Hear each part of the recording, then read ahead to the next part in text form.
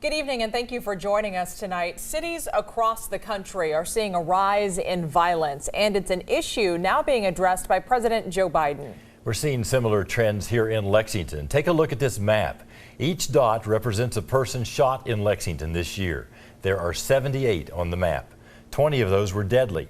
This time last year, the city had 12 gun-related homicides. That's up 67% from last year. Chelsea Jones talked to a community activist about his efforts to stop the violence. It's first on Fox. Because that means there's more guns that can be stolen. It's more guns that's available back into society for our youth to take a hold of. Logan Averett says the increase in gun sales could be the reason why we're seeing an uptick in gun violence. A former gang member, he remembers buying his first gun for $10. And I was a kid, 13 years old.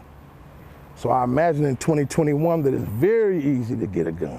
Averett now spends his time encouraging young people to say no to guns and follow their dreams. Studies show gun sales rose during the pandemic and continue to rise. Lexington has had at least 20 gun-related homicides this year. Last year around this time, there were 12 gun-related homicides. To reverse the trend, Logan Averett says it will take city officials meeting one-on-one with people living in communities impacted by gun violence. Instead of a group of people just talking about solutions but not putting it into action. But he says everyone in the community must do their part. What are you doing to make your neighborhood safe? What are you doing to make sure that you ensure that your children don't get caught up in this gun violence? In Lexington, Chelsea Jones for the Fox 56 10 o'clock news.